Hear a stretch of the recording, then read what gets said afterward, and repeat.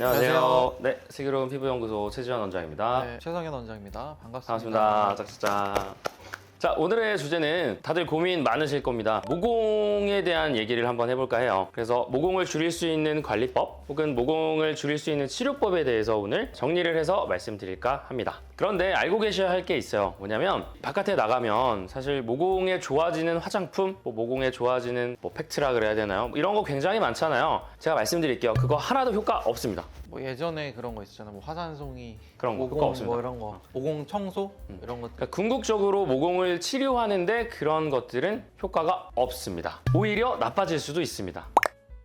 일단 모공 치료가 왜 어려운지를 알려면 모공이 커지는 이유부터 설명드려야 될 것 같아요. 다양한 원인들이 있지만 저희가 딱 3가지로 정리해서 말씀드리도록 하겠습니다. 첫 번째는 피지 분비량의 증가, 두 번째는 피부 탄력의 저하, 세 번째는 모공 주변에 있는 흉터. 이 3가지 원인 때문에 모공이 커 보이게 되는 거죠. 자, 그러면 한 가지씩 풀어서 설명을 드리도록 하겠습니다. 자, 첫 번째 설명자 하나 설명해 주실까요? 피지샘의 증가를 첫 번째 원인으로 말씀하셨는데, 주로 이제 10대 청소년기에 피지샘이 폭발적으로 증가하는 시기가 있잖아요. 피지 분비가 이제 모공을 타고 나오게 되면서 피지 구멍 자체가 좀 확장이 되고, 피지량이 많은 분들은 그 상태가 유지가 되다 보면 모공이 좀 커지게 되고요. 대부분의 이 정상적인 어떤 10대, 20대가 넘어가는 시점에서는 피지량이 서서히 조금씩은 줄어든단 말이죠. 그러면서 다시 원래 모공 형태로 좀 돌아오는 편이라고 볼 수 있는데, 성인기 이후에도 어떤 다른 원인들 때문에 스트레스 호르몬이나 뭐 유해 물질들, 술, 담배 같은 그런 물질들이나 그런 것들 때문에 늘어나 있는 상태를 유지하시는 분들이 일단 첫 번째 원인이 될 수 있겠죠. 네. 두 번째는 이제 10대, 20대 말씀하셨던 그 시기가 지나고 30대, 40대, 50세가 되면 피부의 탄력이 점점 떨어지기 시작합니다. 그래서 콜라겐의 촌 전체 중량이 1년에 1%씩 감소한다라는 얘기를 지난번에 드렸었는데, 그런 것들이 복합적으로 작용을 하면서 처음에는 이렇게 모공이 동그랬을 거예요. 피부 탄력이 점점 피부가 늘어지면서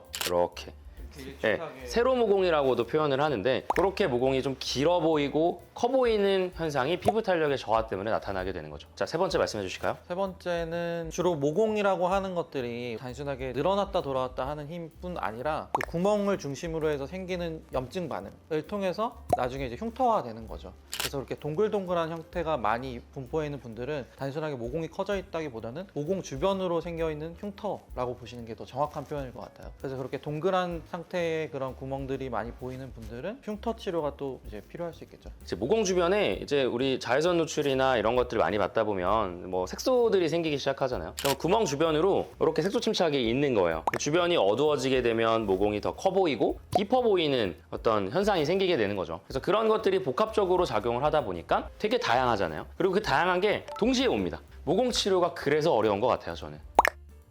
일단 각각의 치료법은 있지만 시술이 여러 번 걸리는 것도 있고 100% 회복이 안 되는 시술들도 있다 보니까 사실은 사람들이 이런 모공 치료를 받으면서 좀 대부분 많이 좀 지치시는 것 같아요. 10번, 20번 이렇게 계속 반복적으로 좀 해주면서 그때쯤이 됐을 때 이제 처음과 비교하면 확 차이가 날 수 있지만 한두 번 해서 뭔가 좀 드라마틱한 효과를 보겠다? 이런 부분이 좀 어려워서 단기간 우리 뛰는 그런 것들이 아니라 마라톤처럼 좀 길게 봐야 되는 치료들이 있다 보니까 좀 어렵다라고 느끼시는 분들이 있는 것 같아요. 그리고 또 이제 보통 모공 치료를 해야겠다라고 고민하시는 분들 같은 경우 보면, 치료를 하기로 결심을 딱 했다 라고 하면 이미 많이 진행된 상태에서 병원에 오시는 경우들이 많기 때문에, 그런 경우들이 이제 복합적으로 작용을 해서 사실 모공 치료를 더 어렵게 만들지 않나. 한 살이라도 더 어릴 때, 그러니까 재생이 조금 더 좋고 탄력이 그래도 좀 붙을 수 있을 때, 시술했을 때 효과가 좀 더 극대화되는 것 같고, 이 모공 치료는 조금 일찍 하는 게 더 좋다고 생각을 해요. 뒤늦게 좀 모공이 다 퍼진 다음에 재생력이 좀 어느 정도 떨어지고 탄력이 떨어졌을 때 오면 사실 시술이 더 굉장히 오래 걸릴 수 있다. 그쵸, 네, 맞습니다. 이렇게 보면.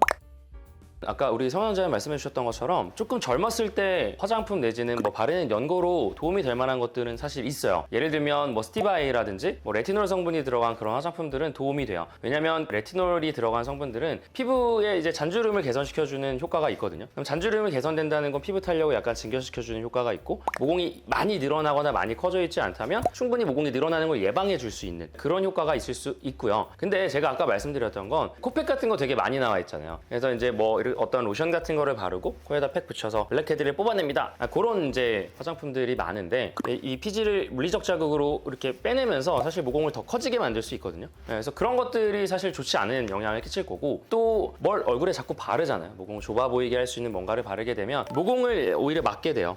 피지 분비량이 많은 상태였다면 피지들이 쌓이게 될 거고 그거로 인해서 또 염증 반응이 생기면 색소 침착이 생길 수도 있고 염증이 과해지면 또 흉터로 발생될 수 있기 때문에 그런 것들이 오히려 저는 도움이 되지 않는다라고 이렇게 말씀을 드린 겁니다. 주로 그런 거죠. 이렇게 우리 터널에서 뭔가 꽉 막혀 있는 터널을 적절한 어떤 기법을 가지고 파내야지 이제 터널이 잘 유지가 되는 거지. 뽑아낸다고 하면 마치 폭파시키는 것처럼 터널 자체가 아예 그냥 무너져 버리는 역할. 좋은 비유 그렇게 좋습니다. 그런 어떤 취하는 역할이 될 수 있습니다.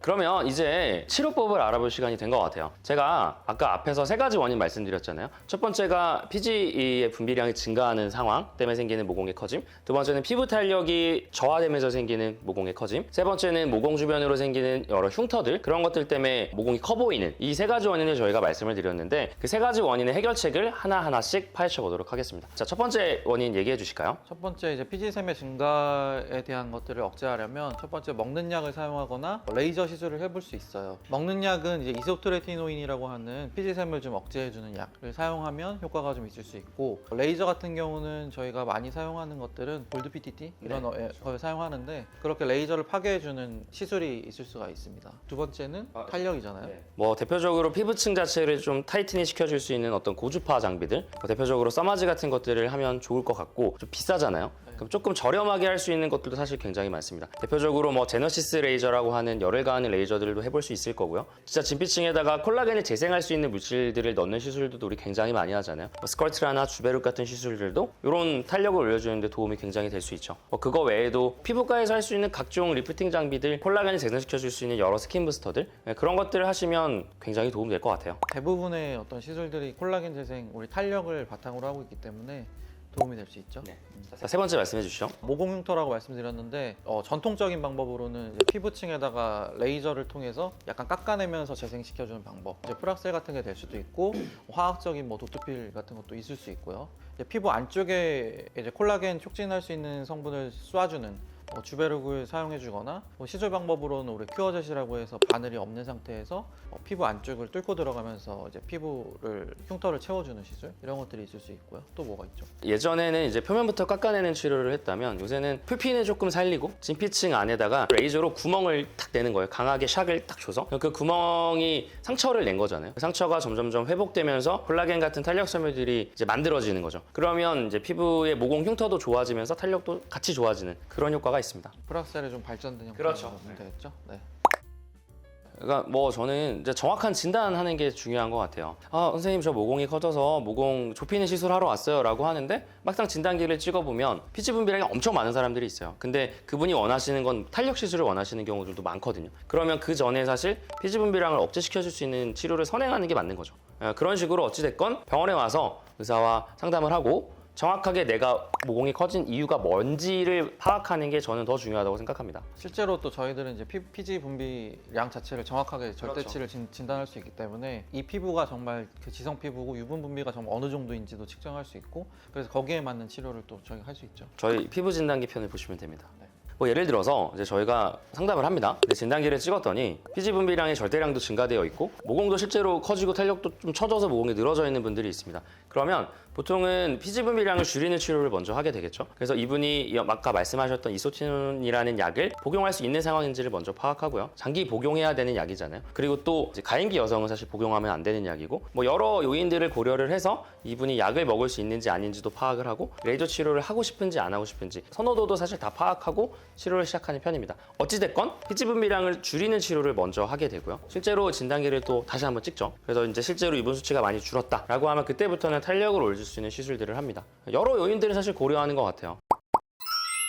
자, 오늘은 그래서 모공 치료에 대해서 알아봤는데요. 이제 사실은 말씀드린 것처럼 모공 치료 자체가 굉장히 좀 지지부진하고 힘든 과정일 수 있고 비용도 만만치 않기 때문에 예방적으로 조금이라도 좀 모공이 좀 커져 보이는 기미가 있다 했을 때는 빠르게 좀 병원에 와서 치료를 빨리 받는 게 이득이라고 생각이 되고요. 그리고 자외선 같은 게 결국은 피부에 어떤 노화를 진행시키고 탄력을 떨어뜨리기 때문에 뭐 선크림 잘 바르시고 보습 관리 잘 해주는 거, 사실 그게 홈케어의 기본이자 진짜 가장 중요한 부분이거든요. 모공이라고 해서 특별한 비법이 있는 게 아니라 보습 관리, 자외선 관리 이런 것들을 해주는 게 가장 중요할 것 같아요. 우리 뭐 인스타나 이런 거 많이 보시잖아요. 그래서 인스타 이렇게 피드 넘기다 보면 모공 치료하는 것들 굉장히 많이 나옵니다. 그래서 다들 들어가서 호기심에 보고 하시는데 되게 다양한 것들이 막 나와요. 그래서 저도 보면서 이런 반응을 보이는데 그게 어떻게 보면 모공 치료가 사실 어렵기 때문에 그리고 뭐 비용도 비싸고 시간도 오래 걸리기 때문에 어떻게 보면 현혹할 수 있는 저렴하게 뭔가 이렇게 할 수 있는 그런 것들이 많이 나오지 않나 저는 그렇게 생각하거든요. 그래서 모공 치료가 어렵지만 안 되는 거는 아니에요. 원인을 정확히 분석하고 적절한 치료를 했을 때. 그래서 뭐 기타 이상한 것들 막 사서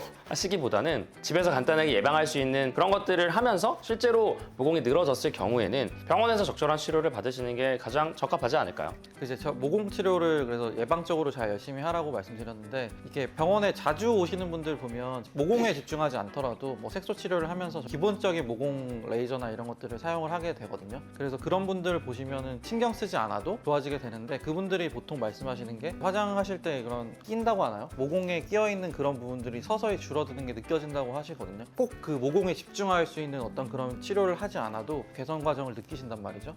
그래서 피부과에 자주 와서 조금씩 시술해보는 거 그런 것도 저는 정말 적극 추천드릴 수 있을 것 같아요. 자, 오늘 저희 영상이 도움이 되셨다면 구독, 좋아요 알림 설정 눌러주세요. 네, 감사합니다.